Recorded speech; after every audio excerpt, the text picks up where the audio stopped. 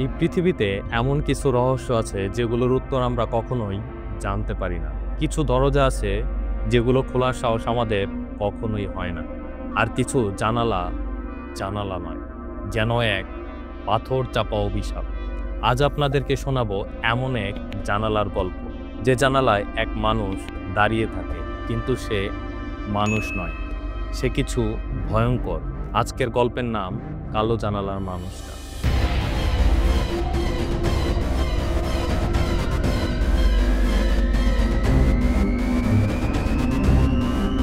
সাল তখন 2018। পুরান ঢাকার এক কোনায় একটি তিনতলা বাড়ি ছিল। বাড়ির দ্বিতীয় তলায় একা উঠেছিল তানভীর। পেশায় সে একজন ফ্রিল্যান্সার গ্রাফিক ডিজাইনার।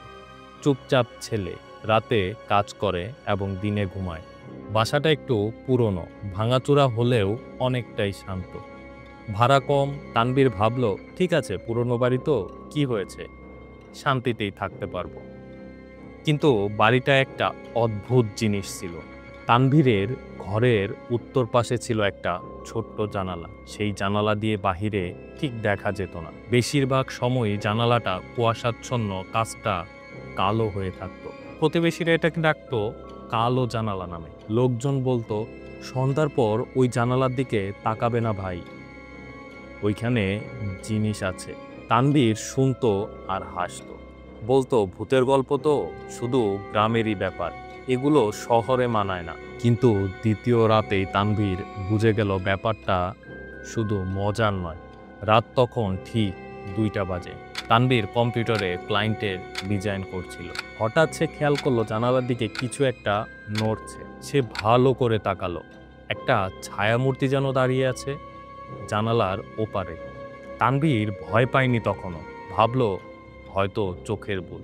তানভীর ভাবলো সারা রাত কাজ করছে, হয়তো চোখে ঘুম ঘুম, এই জন্য এটা চোখের ভুল হতে পারে। ঠিক তার কিছু সময় পর সে আবারও জানালার ওপারে কাউকে দাঁড়িয়ে থাকতে দেখল। এবার যেন তানভীরের রাতের ঘুম উড়ে গেল। এরপর একটা 3 রাত তানভীর ঘুমাতে পারেনি। ঠিক রাত 2টায় সে উঠে যেত। কোনো অ্যালার্ম সেট করা নেই, কোনো শব্দ নেই। নিস্তব্ধতায় তানভীর ঠিক 2টায় জেগে যেত। আর জেগেই দেখে কালো জানালায় একটা মানুষ দাঁড়িয়ে আছে, মাথা নিচু, মুখ অন্ধকারে ঢাকা। কোনো নড়াচড়া নেই, শুধু দাঁড়িয়ে থাকে। তানভীর ভাবল, এইবার প্রমাণ দরকার। এক রাতে সে সেখানে ক্যামেরা সেট করে। ক্যামেরাটা রাখে ঠিক জানালার দিকে, যেদিক থেকে সেই ছায়ামূর্তিটা খুবই স্পষ্টভাবে দেখা যায়। পরদিন ভিডিও চেক করে, কিন্তু কিচ্ছু নেই, একদম ফাঁকা, যেন কিছুই ঘটেনি। তানভীর বুঝল এটা কোনো সাধারণ ঘটনা হতে পারে না। তাও সে হাল ছাড়ল না। পরদিন সে বন্ধুকে ডেকে আনলো এখানে রাত কাটানোর জন্য। বন্ধুকে সে সব ঘটনা খুলে বলল। বন্ধু তার কথা শুনে হাসাহাসি করতে লাগলো, বলল, তোর মাথা গেছে রে, এই জানালার কাজ পুরনো, প্রতিচ্ছবি হবে হয়তো। সেদিন রাতে কিচ্ছু ঘটেনি, বন্ধুও চলে যায়। আর তারপর যেটা ঘটে সেটা ভয়ঙ্করতম ছিল। দরজায় টোকা। তানভীর একা। ঠিক তখন রাত 2টা 1 বাজে। হঠাৎ দরজায় ধীরে ধীরে টোকা পড়ে। সে থেমে থেমে শুনে এবং টোকা বন্ধ হয়ে যায়। অনেকক্ষণ পর আবার সেই শব্দ। তানভীর সাহস করে ফুট হোল দিয়ে দেখে কেউ নেই, কিন্তু দরজার কাছে নিজের প্রতিচ্ছবি দেখতে গিয়ে সে দেখে একটা ছায়ামানব যেন তার পিছে দাঁড়িয়ে। সে ভয়ে চিৎকার করে ঘর ছেড়ে বের হয়ে যায়। সকালে পাশের বাসার এক বৃদ্ধকে সে সব কিছু খুলে বলে।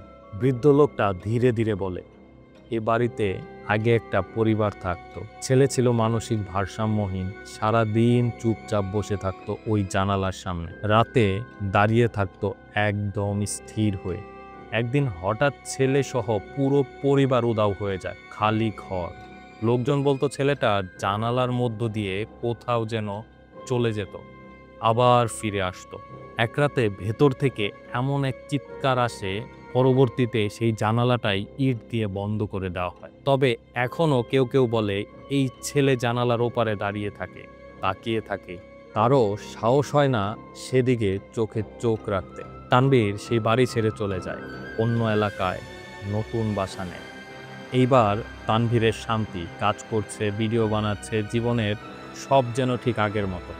3 মাস পর একদিন সকালে তার ফোনে একটা অজানা নাম্বার থেকে ভিডিও মেসেজ আসে। সে ভাবে হয়তো কেউ স্প্যাম পাঠিয়েছে, কিন্তু ভিডিওটা খুলেই তার গলা শুকিয়ে যায়। ভিডিওতে দেখা যায় তার নতুন বাসায় জানালার ঠিক বাইরে একজন মানুষ দাঁড়িয়ে অপেক্ষা করছে, ঠিক সেই ছায়া মানব, কিন্তু কোনো মুখ নেই, কোনো গলা নেই, শুধু দাঁড়িয়ে রয়েছে। ভিডিওটি পাওয়ার কিছুদিন পরেই তানভীরকে আর পাওয়া যাচ্ছিল না। তানভীরের ফ্যামিলি অনেক খুঁজেছে, কিন্তু তানভীর নিখোঁজ। তানভীরের ফোন বন্ধ, বাসায় তালা দেওয়া। আজ পর্যন্ত কেউ তানভীরকে আর খুঁজে পায়নি।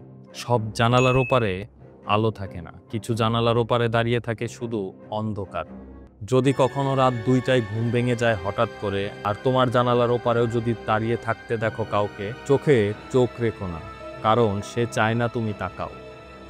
সে চায় তুমি চলে আসো চিরতরে।